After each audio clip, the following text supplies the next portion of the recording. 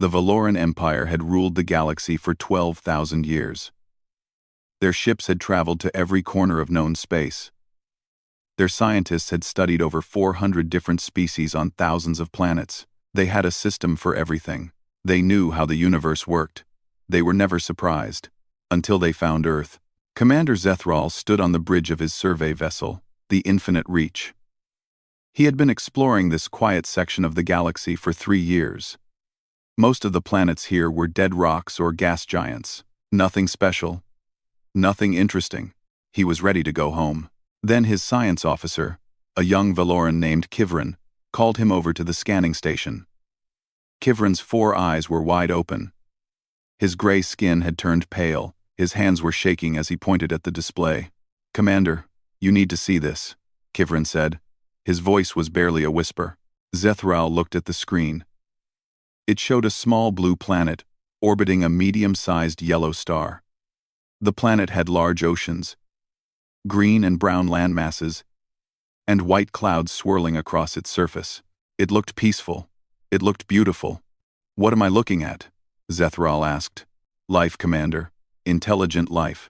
But the readings make no sense." Kivran pulled up the atmospheric data. The planet's air was 21% oxygen. Oxygen was a corrosive gas. It destroyed metal. It burned organic tissue. Most species in the galaxy avoided it completely. "They breathe this?" Zethral asked. "Yes, Commander. And it gets worse."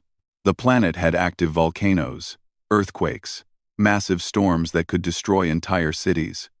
The temperature varied from burning hot to freezing cold depending on location and season. The star bombarded the surface with radiation. The planet's core was made of molten iron, creating a magnetic field that would disrupt most Valoran equipment. And somehow, impossibly, intelligent beings lived there. Billions of them. "This must be an error," Zethral said. "Run the scans again." Kivran had already run them 6 times. The results were the same. On the surface of this death world, a man named Jack Morrison was finishing his morning coffee. He was a cargo pilot who flew supplies between small towns in the American Southwest. It was a simple job. He liked the quiet. He liked the desert sunrises. He liked being alone with his thoughts. Jack stepped outside the small roadside diner and stretched his arms. The New Mexico sky was clear and blue. The air was warm and dry. It was going to be a good day for flying. Then the sky changed. A circle of light appeared above the desert, growing larger and larger. Jack shielded his eyes and watched as something massive descended through the clouds. It was a ship. Not a plane or a helicopter. A ship like nothing he had ever seen. It was silver and smooth, shaped like a teardrop, and it was the size of a football stadium. Jack dropped his coffee cup. It shattered on the ground, but he did not notice. The ship landed half a mile away, kicking up a massive cloud of dust and sand. Jack stood frozen. His brain was trying to process what he was seeing. His legs would not move. A door opened on the side of the ship. Figures emerged.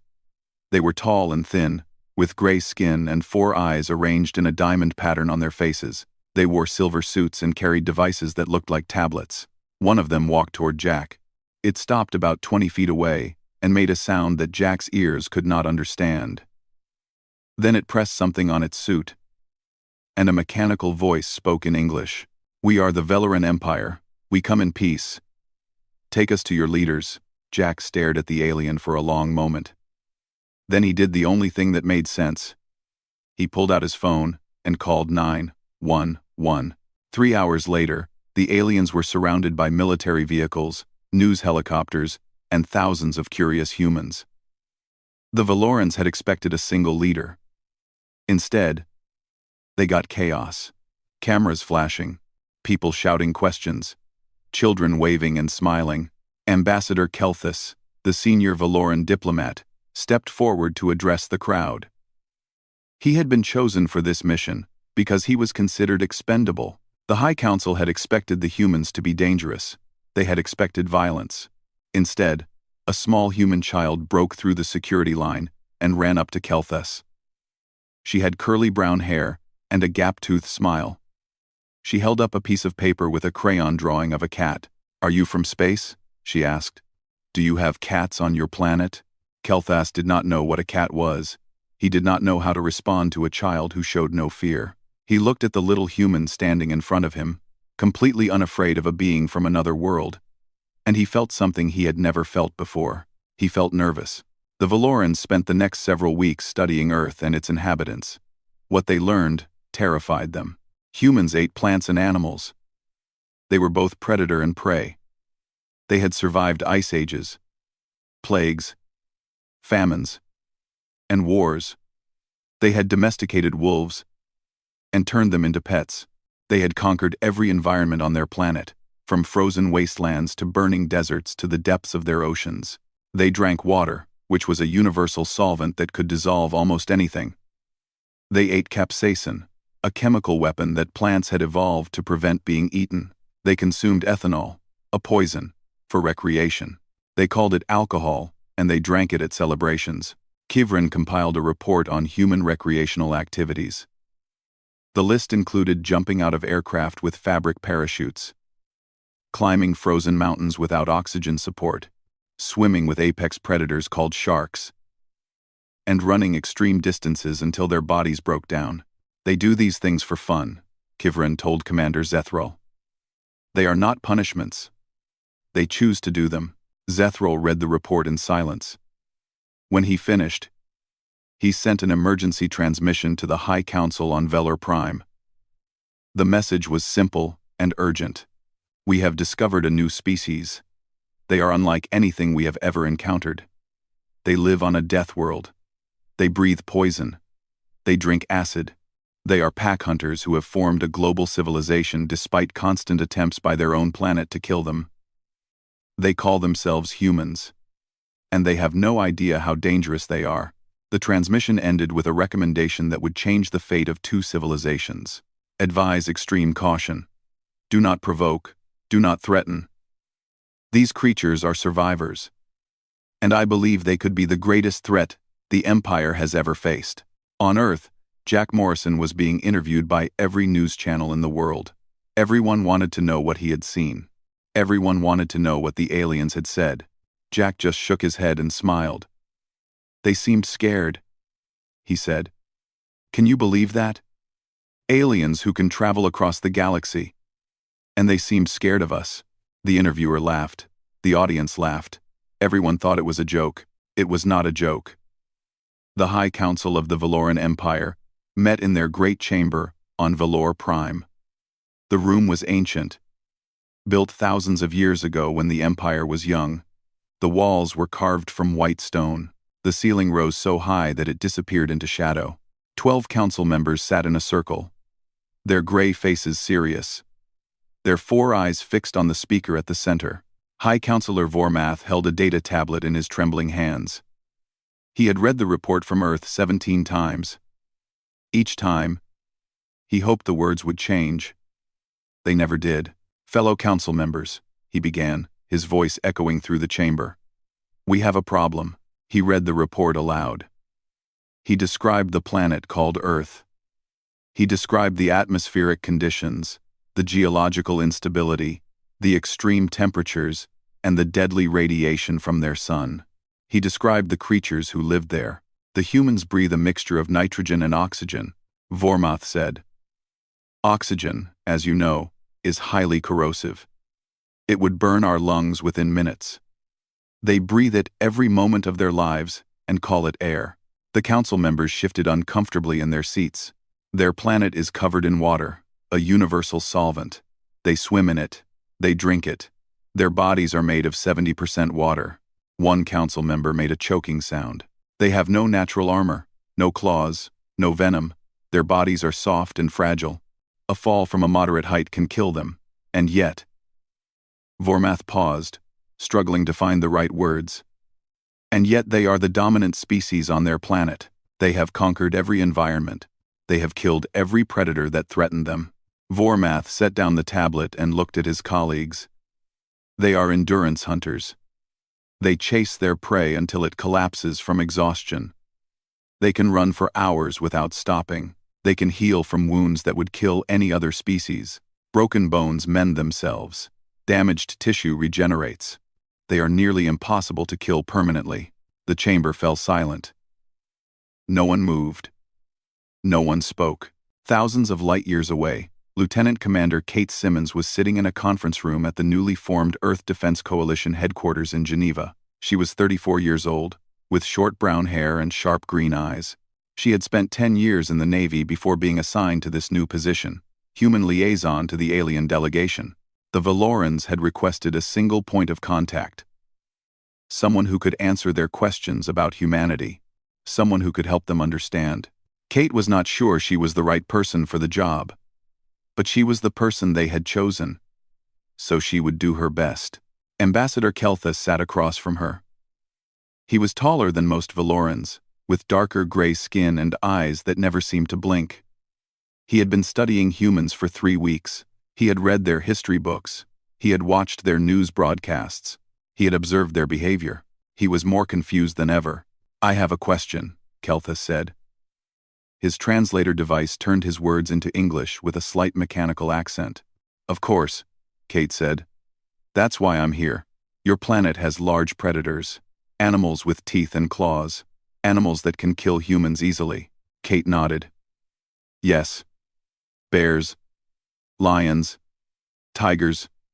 Sharks. Crocodiles. Many others. And yet humans go to places where these animals live. They sleep outside. They cook food over open flames. They call this activity camping." Kate smiled. "That's right. Camping is very popular. People enjoy being in nature." Kelthus stared at her. His 4 eyes blinked one at a time, which Kate had learned was a sign of extreme confusion. Why would anyone choose to sleep in a place where predators hunt? Kate thought about it. "I guess we like the challenge. We like testing ourselves against nature. It makes us feel alive." Kelthus made a note on his tablet. His hands were shaking slightly. Over the next several weeks, Kate answered hundreds of questions. Each answer seemed to disturb the Valorans more than the last. She explained that humans had once been prey animals.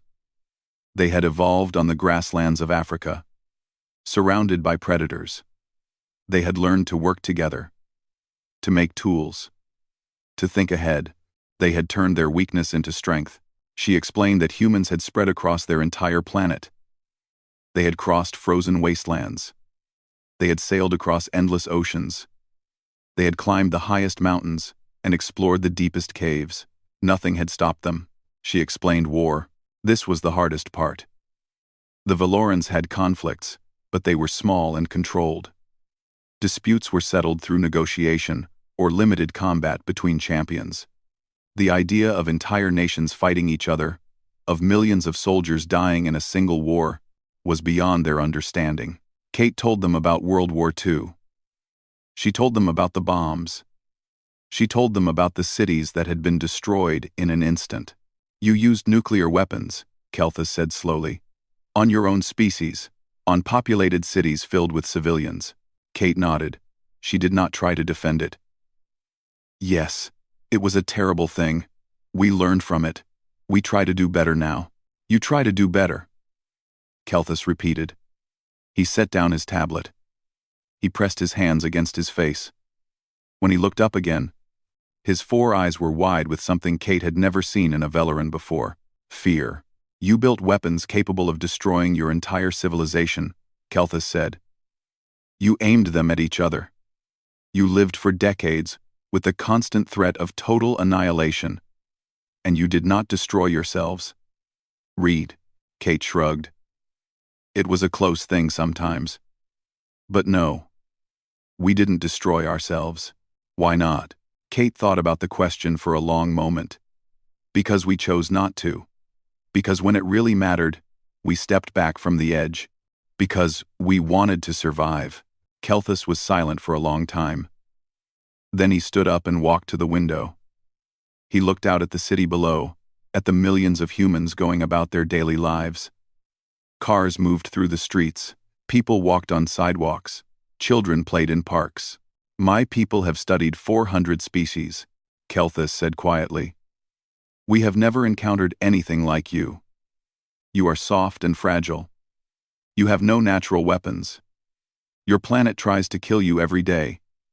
And yet you are still here. You have not just survived. You have thrived. He turned to face Kate. The Council is trying to classify your species. They want to put you in a category. Predator. Prey. Threat. Ally. Kate met his gaze. And what category have they chosen? Kelthus did not answer immediately. He looked at the human woman in front of him, so small and fragile, so confident and unafraid. He thought about everything he had learned. He thought about the bombs and the wars and the camping trips and the children who ran up to aliens without fear. They have not chosen yet, he said finally. But I will tell you something that I should not tell you. Something that could cost me my position. Kate leaned forward. What is it? Kelthus lowered his voice. Some members of the Council believe that humans are too dangerous to exist. They are discussing options for dealing with your species before you develop faster than light travel. Kate's blood went cold. What kind of options? Kelthus did not answer. He did not need to. Kate understood perfectly. The Valoran Empire had a secret. They had kept it hidden for 8,000 years. It was buried in classified archives, protected by layers of security, known only to the highest members of the Council. No ordinary citizen would ever learn the truth, but secrets have a way of escaping. Admiral Ben Cooper was 62 years old. He had served in the United States Navy for 40 years. He had commanded aircraft carriers and submarines. He had fought in 3 wars. He thought he had seen everything. Then the aliens arrived, and he learned how small his world really was. Ben was now the senior military advisor to the Earth Defense Coalition. His job was to assess threats and develop strategies. For the past 2 months, he had been studying the Valorans. He had learned their language. He had read their public histories. He had watched their behavior. Something was wrong. He could feel it. The Valorans were too nervous, too careful. They acted like people who were hiding something. Then Mirveth came to him. Mirveth was a Valoran scientist. She was younger than most of her colleagues, with lighter gray skin and curious eyes. She had been assigned to study human biology. She had spent weeks running tests, taking samples, asking questions. Unlike the diplomats, she was not afraid of humans. She was fascinated by them. She was also troubled by what her government was planning. Mirveth came to Ben's office late one night. She looked around nervously before closing the door. Her 4 eyes were wide and worried. I am taking a great risk by coming here, she said. Her English was better than most Valorans. She had practiced with human volunteers. If my superiors discover what I am about to tell you, I will be punished. Perhaps killed. Ben gestured for her to sit. I'm listening. Mirveth took a deep breath. Then she told him the secret. 8,000 years ago, the Valoran Empire was young and expanding. Their ships explored new regions of space every year. They discovered new species, new planets, new resources. They believed they were destined to rule the galaxy. Then they found the Krixari. The Krixari were deathworlders, like humans. They came from a planet even more hostile than Earth. They were large and strong. With armored bodies and razor-sharp claws, they were intelligent, aggressive, and completely without mercy. The war lasted 300 years. The Valorans had better technology.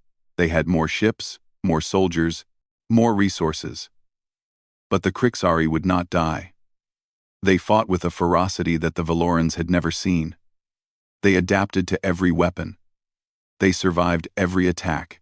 They kept coming, wave after wave, until the Valoran forces were exhausted. In the end, the Valorans made a terrible decision. They gathered their entire fleet.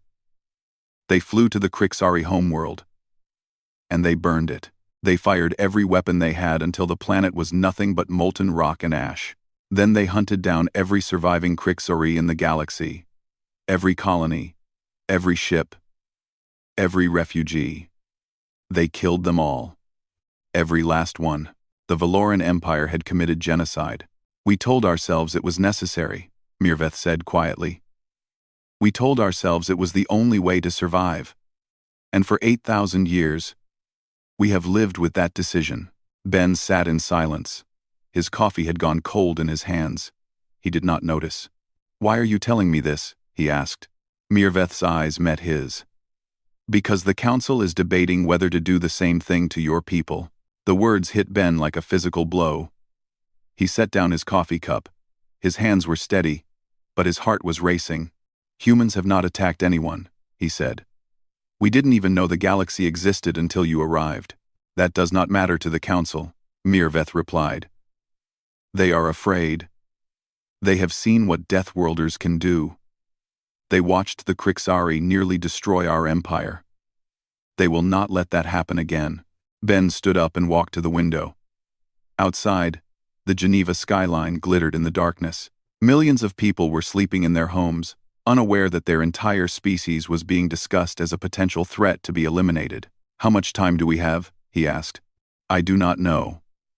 The debate is ongoing. Some council members argue that humans should be given a chance. Others believe the risk is too great." Mirveth paused.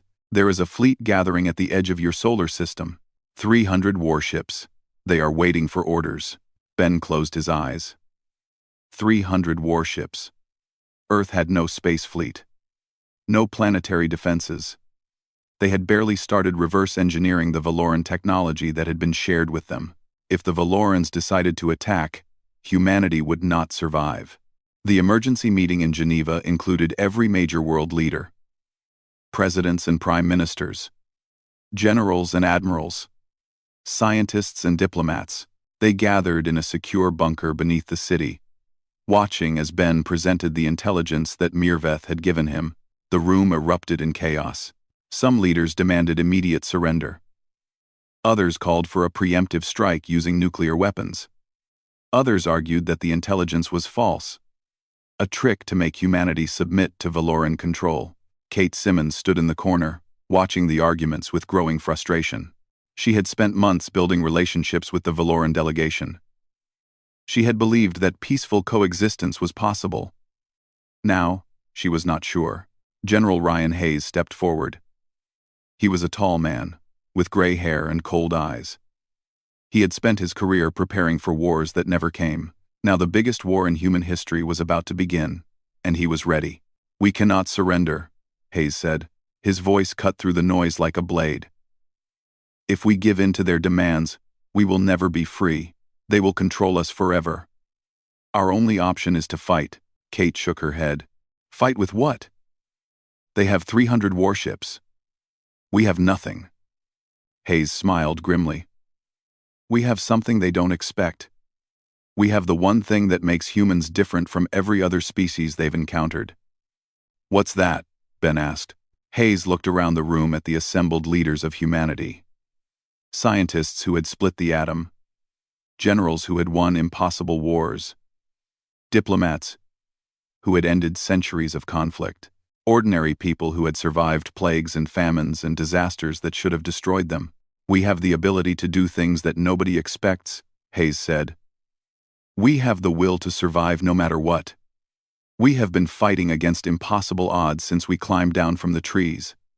And we have never, ever, given up." The room fell silent. Everyone was thinking the same thing. They were outgunned. They were outmatched. The odds were impossible. But impossible odds had never stopped humans before. Ben looked at Kate. Kate looked at Hayes. Hayes looked at the world leaders assembled around them. "We need a plan," Ben said. "Something the Valorans won't expect. Something that will change everything." In the silence that followed, the future of humanity hung in the balance. 300 warships waited at the edge of the solar system. 12 council members debated the fate of 8 billion souls. And somewhere, a plan began to form. The ultimatum arrived on a Tuesday. High Counselor Vormath appeared on every screen on Earth. His gray face filled televisions, computers, and phones across the planet. His 4 eyes stared at 8 billion humans as he delivered the message. "People of Earth," he said, his voice translated into every human language. The Valoran Empire has determined that your species poses a potential threat to galactic stability. You will accept the following terms. All weapons development will cease immediately. All space exploration will be supervised by Valoran observers. Your technology will be restricted to prevent the development of faster-than-light travel. Vormath paused. Behind him, a display showed the Valoran fleet, 300 warships, each one larger than any building on Earth, floating in the darkness of space. These terms are not negotiable. If you refuse, we will take corrective action. You have 72 hours to respond. The transmission ended. The screens went dark. For a moment, the entire planet was silent. Then the panic began. Riots broke out in cities across the world. Stock markets crashed. Governments declared states of emergency. Religious leaders called for prayer. Military bases went to high alert. Everyone was waiting for the end. But in a small hangar in Nevada, a different kind of preparation was underway.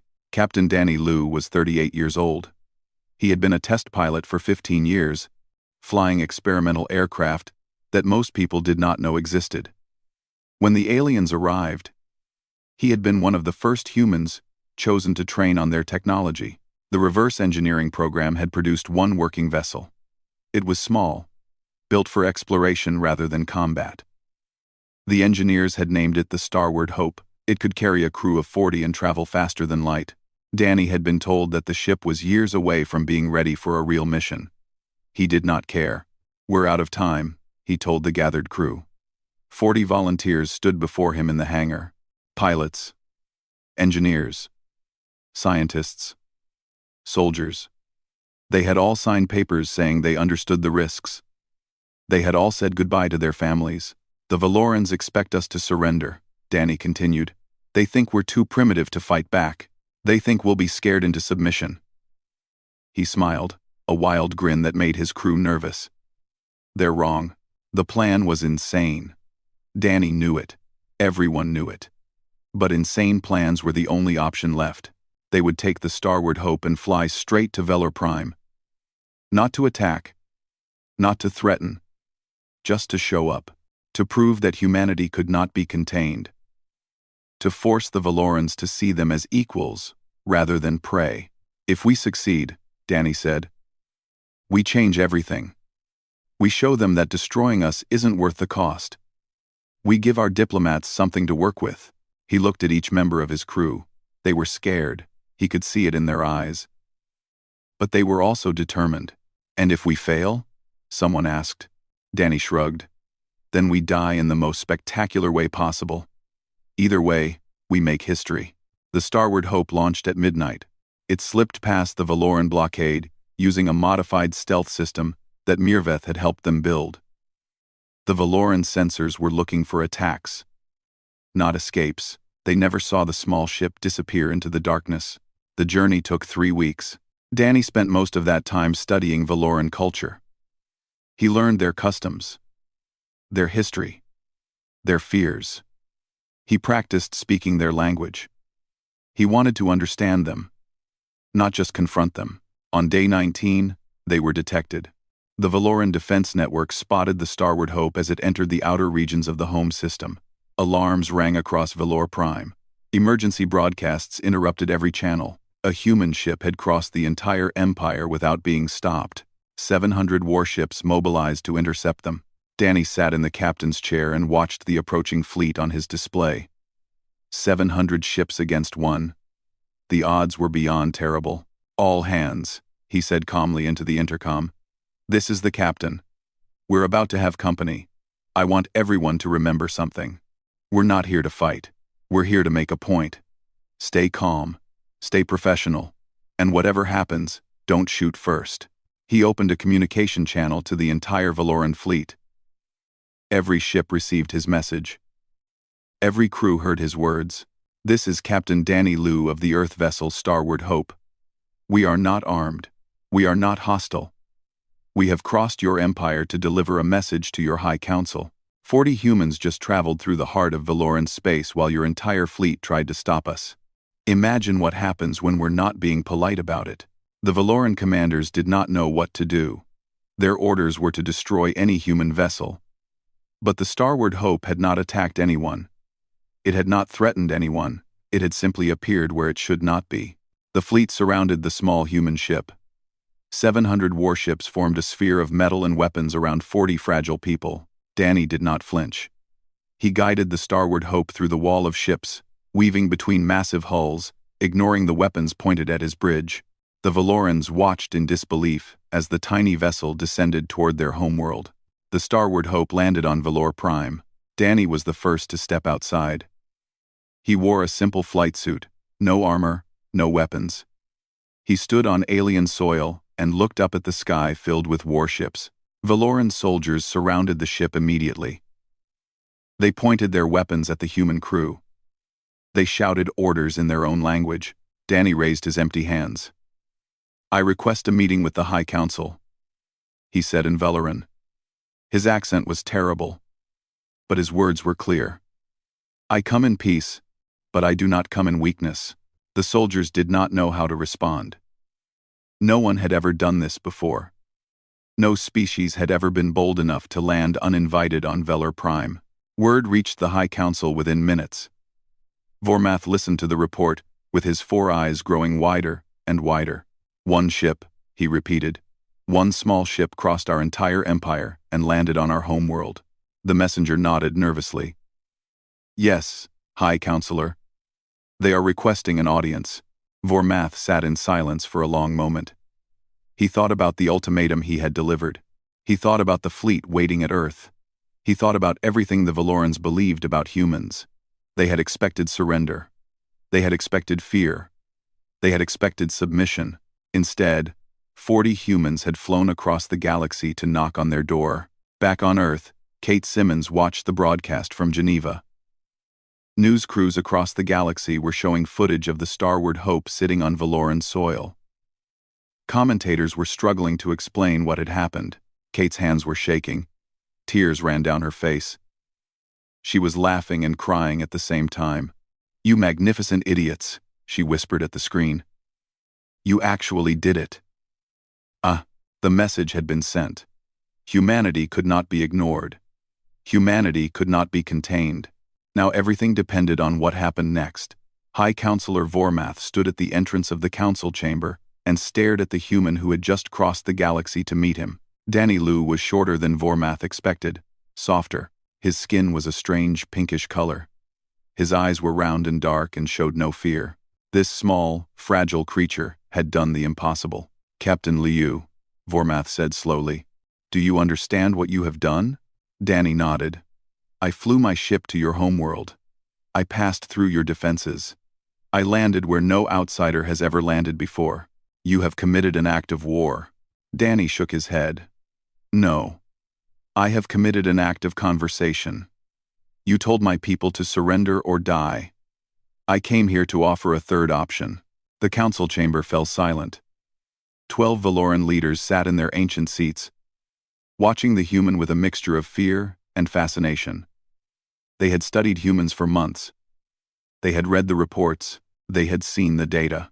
But seeing one in person, standing in their most sacred space, was different. Danny Lu looked ordinary. He looked like prey. He looked like something that should be easy to destroy. And yet he was here. He had done what no one had ever done. He had proven that humans could not be contained. Vormath led Danny to the center of the chamber. The human walked calmly, his footsteps echoing on the ancient stone floor. He did not look around in wonder. He did not show any signs of being impressed. "You wanted to understand why humans are different," Danny said. "I will tell you." He turned slowly, looking at each council member in turn. "We come from a world that tries to kill us every day. Our planet has earthquakes and volcanoes and storms. Our oceans have creatures that can swallow us whole. Our land has predators with teeth and claws. Our own star bombards us with radiation." Danny paused. His voice was steady and strong. "We should have died 1,000,000 times. But we did not die. We adapted. We survived. We conquered every challenge our world threw at us. Not because we are the strongest or the fastest or the toughest, but because we never, ever give up." Vormath stepped forward. The Krixari never gave up either. We destroyed them anyway. Krixari. Vormath stepped forward. Danny met his gaze. The Krixari attacked you. They wanted to conquer you. They gave you no choice but to fight. He spread his hands. We have not attacked anyone. We have not threatened anyone. We just want to exist. We just want to explore the stars and meet new species and learn about the universe. How do we know that will not change? Another council member asked. How do we know you will not become like the Krixari once you have the power? Danny thought about the question for a long moment. It was a fair question. He had thought about it many times during the journey. You don't know, he admitted. You cannot predict the future. Neither can we. But I can tell you this. Humans have done terrible things to each other. We have fought wars. We have committed atrocities. We have built weapons that could destroy our entire world. He paused. And yet we chose not to use them. We stepped back from the edge. We found ways to work together despite our differences. We are not perfect. We make mistakes. But we learn from those mistakes. We try to do better. Danny walked closer to Vormath. The guards tensed, but the High Counselor waved them back. You can destroy Earth, Danny said quietly. You have the power. But you will never destroy all of us. Humans will scatter across the galaxy. We will hide in places you cannot find. We will build new ships. We will grow stronger, and one day, we will come back. Not as friends, not as allies, but as the enemy you created. Vormath closed his 4 eyes. He thought about the Krixari. He thought about 300 years of war. He thought about the cost of victory. Or, Danny continued, you can choose a different path. You can accept us as partners. You can share your knowledge with us. You can help us grow, and in return, you will have the one thing that no other species in the galaxy can offer. What is that? Vormath asked. Danny smiled. A friend who will never give up on you. A friend who will stand beside you against any threat. A friend from a deathworld who has spent millions of years learning how to survive. The negotiations lasted 6 months. Kate Simmons led the human delegation. Working alongside Mirveth and Ambassador Kelthus, there were arguments and disagreements and moments when it seemed like everything would fall apart. But in the end, a treaty was signed. The Valoran Empire did not just accept humanity. They offered full partnership. Humans were given access to Valoran technology. Valoran scientists were invited to study on Earth. Trade routes were established. Cultural exchanges began. It was not perfect. Many Valorans still feared humans. Many humans still distrusted the Valorans. But it was a beginning. 20 years later, Kate stood on the observation deck of Unity Station, the first joint human-Valoran space station. She was 60 years old now, her brown hair streaked with gray. She had become Secretary General of the Galactic Coalition, the new organization that governed relations between species. Ben Cooper stood beside her. He was retired now, but he still came to visit whenever he could. They watched as human and Valoran ships patrolled together, their lights blinking against the darkness of space. Think they will ever stop being afraid of us? Ben asked. Kate thought about the question. She thought about Danny Liu, who had become a legend among both species. She thought about Mirveth, who had risked everything to help them. She thought about all the humans and Valorans who had worked together to build something new. Probably not, she said finally. But maybe that is okay. Fear kept them from destroying us. Respect will keep us together. Ben nodded slowly. Not a bad outcome for a species that almost got wiped out. Kate smiled. We are good at surviving. It is what we do. In the years that followed, other species emerged from the shadows. Species that had been hiding from the Valoran Empire for thousands of years. Species that had heard the stories about the humans. Species that wanted to meet the deathworlders who had faced down the most powerful empire in the galaxy and walked away with a treaty. They approached humanity first. They asked for protection. They asked for partnership. They asked for help.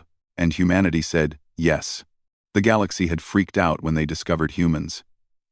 The truth had sent terror through the Empire.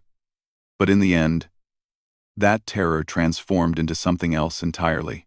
The predators of the universe had found something they never expected to find. They had found protectors. They had found friends. They had found hope.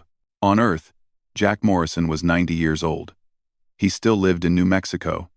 He still watched the desert sunrises. But now, when he looked up at the night sky, he knew that humanity was out there among the stars. He smiled and raised his coffee cup to the heavens. "We made it," he said softly. "We actually made it." And somewhere in the vast darkness of space, the galaxy continued to turn. New stories were beginning. New adventures were waiting. Humanity had arrived. And they were just getting started.